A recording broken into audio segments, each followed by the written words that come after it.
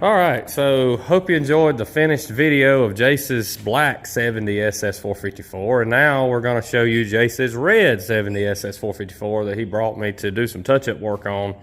Car's got an older restoration. It's actually a body off frame car, but let's kind of take a preliminary look at what we're working with here. You can see you've got a lot. I mean, when I say dieback, I mean extreme dieback in this paint. This car had to be cut and buffed probably within 48 hours or less after it was painted. And they do cut and buff easier, but you see the result. It's got a lot of acid rain. For some reason, that was painted red. I can't explain that. That shouldn't be that way.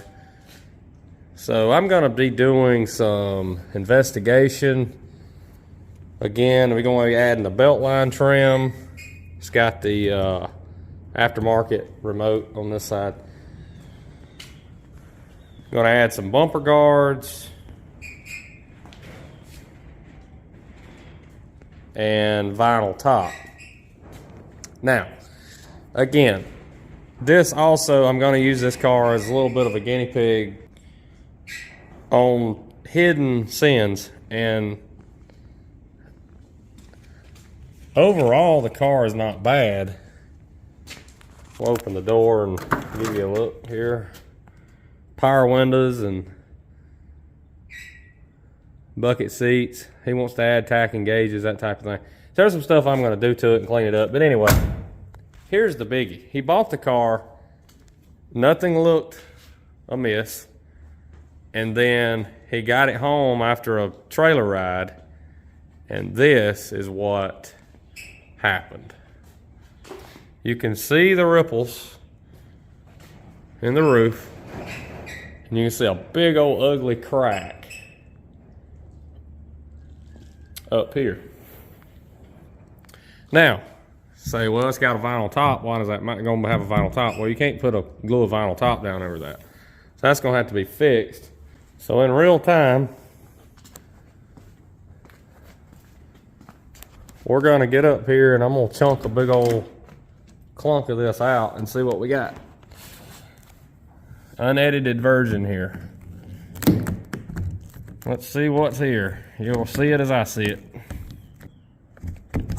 Here we go. Oh, lovely. Like, was there any prep work done at all on this thing? Like, seriously? Look at this.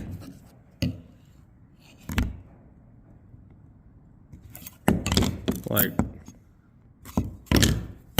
I mean, you can't tell me they thought that was a good idea. This is wet. Okay, if you've ever seen a car that was fixed back in the day and it had a lot of Bondo in it, and then it started rusting under the Bondo, this is why. Because water made its way under the filler somehow, and then started rusting. And it looks like there's some type of welding or something that's been done here. This is a mess, to say the least.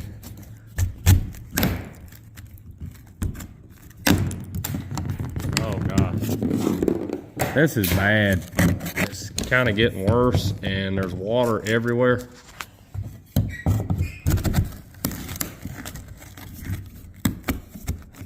Oh my gosh, and the roof is bending like extremely easy. So this is worse than what I was hoping to find for sure, and I can look and tell. I think the worst of it is here. And if water, look at all this water. Like, this is awful. If water had gotten under the bodywork, which it has, there is significant compromising going on here to the roof skin. This is the type of stuff you have to look out for. Again, this was not showing up when the guy bought the car. And then just the ride home basically caused it to do that. All right, so here we are. I went and got a hammer and a chisel, and we have a mess here, fellas. Again, not real sure what they did right here. But this is way worse than I think he thought. And I think I thought. I was hoping. I had a hunch it could have been this way.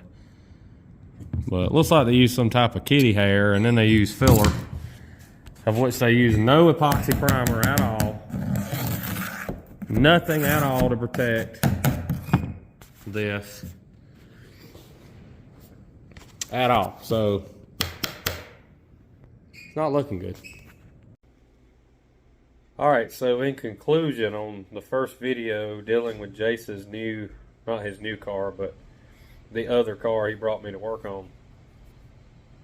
After a conversation tonight, not one of those you really want to have with a customer, but this is just the reality of situations that you run into like that.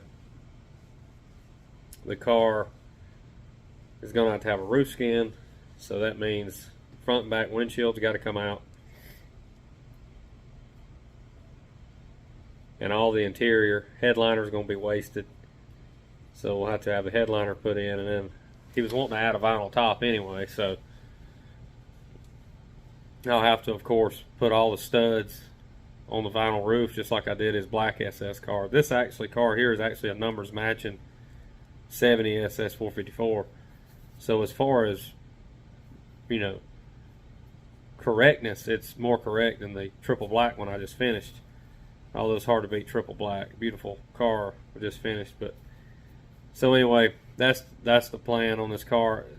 What I can figure out is it looks like something dead centered this roof. And then, I mean, when I say they dead centered it, it centered it right across the brace underneath.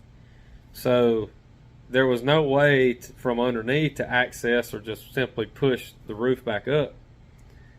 And the way they went about doing it, it still caved in, and it actually bent, I want to say it bent the brace down as well, because the brace is basically touching the headliner on the inside.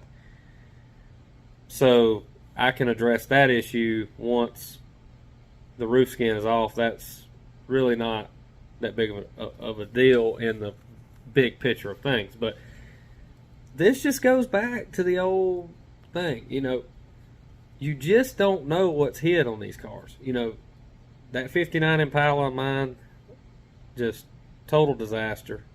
Still in the middle of restoration on it. Just about every single car I work on, they are always at least twice as much, sometimes 3 or 4 times as bad as it was expected. I knew when I seen that big old crack when he got here with the car, I knew that could be trouble. But I was hoping, you know, I could take my dent puller, jerk it out a little bit, you know, heat it up, shrink it, do a little metal shrink. Since it's going to have a vinyl top on it, try to save a lot of trouble on a nice car having it with a top on. Just, you know, fill it in, block it, put the top on it, good to go. Not the case. It's got Bondo that thick. All the way across the roof from one end to the other. So I'm anxious to see what the roof skin actually looks like once I get it off.